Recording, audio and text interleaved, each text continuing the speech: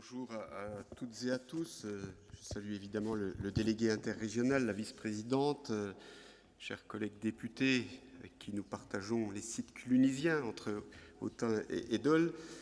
Saluer Gilbert Barbier, toutes celles et ceux qui sont présents. Vous dire que j'excuse évidemment le maire de Dole. J'espère que vous avez eu cette troisième journée de très bonne tenue, je le sais, parce que Pascal Jobé, l'adjoint, voyez-vous, monsieur le délégué, je ne suis plus adjoint parce que la loi ne me le permet plus. Mais Pascal Jobé est venu, je crois, vous dire quelques mots. Et je voudrais, moi, vous dire qu'on est très content que vous ayez choisi la ville de Dole pour ce troisième forum. Nous sommes une ville, certes, qui n'est pas au centre de la Bourgogne-Franche-Comté. Chacun aura vu que sur une carte, c'est plutôt l'agglomération qui rayonne, mais de Dijon, la métropole. Mais nous sommes au cœur de cette région, puisque entre Besançon et Dijon. Alors effectivement, quelques mots avant de vous laisser partir, pour vous dire que vous êtes sur un thème qui, il y a quelques années, probablement une dizaine d'années, n'aurait pas passionné beaucoup les élus, à part le maire de la ville où on a un établissement hospitalier et qui assurait à l'époque le conseil d'administration, maintenant le conseil de surveillance. Mais en dehors de ces élus, tout le monde faisait confiance finalement au système médical pour que l'offre de soins soit assurée sur l'ensemble des territoires. Et puis depuis quelques années, avec effectivement, j'ai entendu les quelques dernières interventions des uns des autres, et vous l'avez bien compris et bien remarqué, depuis quelques années, on se rend compte que sur l'ensemble des territoires, il y a un certain nombre de déserts qui s'ouvrent. On avait le sentiment que c'était dans des zones un peu périphériques, le Morvan peut-être, le Haut-Jura sûrement, mais on s'est vite rendu compte que ce n'était pas tout à fait ça et que petit à petit, y compris dans les villes, on a aujourd'hui un certain nombre de difficultés à pouvoir mobiliser une offre de soins.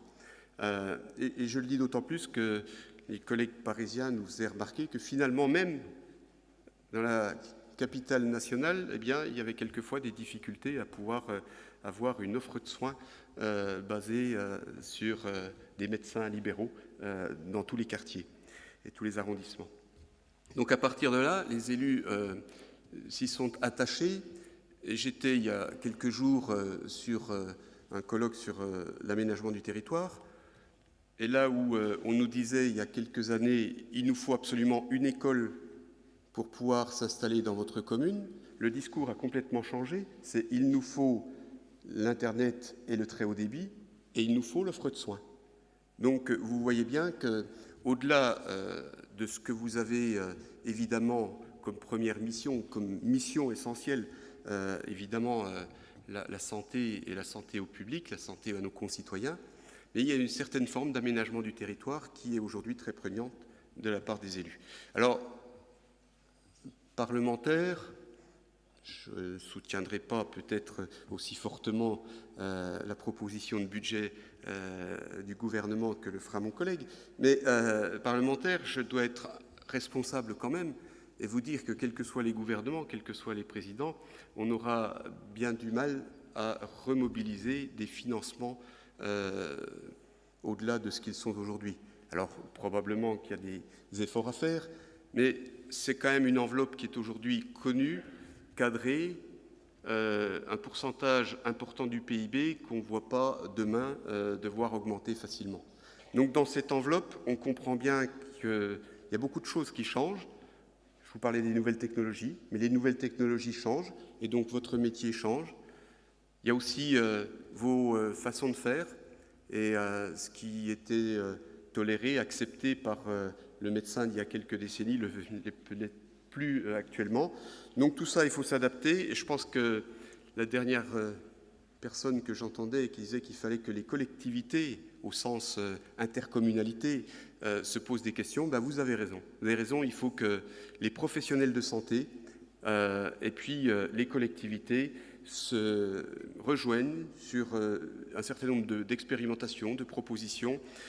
Je vous le dis comme je le pense, c'est quand même compliqué d'avoir un hôpital et puis une clinique des fois distante de 2 km dans une ville de 25 000 habitants, et là je ne cite personne évidemment, et de ne pas tisser des liens plus forts qu'ils ne le sont aujourd'hui.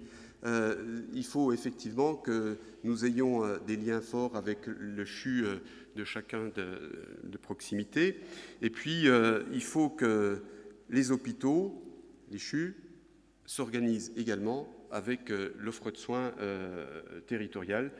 Les maisons de santé, je sais bien que maison médicale, maison de santé, je sais bien que ce n'est pas la panacée, et que je sais bien que quand le maire a le projet d'une maison de santé, ce n'est pas le maire qui doit l'avoir, c'est d'abord les professionnels de santé, et puis en collaboration, trouver des solutions. Mais il est évident que ça passe par une certaine forme de réforme de l'organisation. Il y a eu sans doute beaucoup de réformes ces dernières années. Je pense aussi qu'il faut laisser, comme Darwin le prétendait, le public s'adapter, et que finalement cette capacité d'adaptation à ce monde qui change sera plus forte que tous les textes de loi que nous pourrons proposer. Donc il faut que nous nous adaptions, et ce que je voulais simplement pour conclure vous dire, c'est que nous ne pouvons pas ne pas nous adapter et adapter l'offre de soins les uns sans les autres. Voilà, donc merci d'avoir choisi la ville de Dole pour ces troisième forums. J'en profite pour remercier Madame le maire de Semur qui nous avait gentiment accueillis avec, à l'époque, mon adjoint Pascal, pour présenter donc son expérimentation sur Semur. Mais c'est un peu comme ça, être capable de pouvoir aller faire du benchmarking sur des territoires extérieurs, et puis ensemble pouvoir trouver la solution, et peut-être l'expérimentation et la développer les uns chez les autres. Voilà, merci de votre action. Et puis nous avons naturellement vocation à travailler les uns avec les autres. Merci.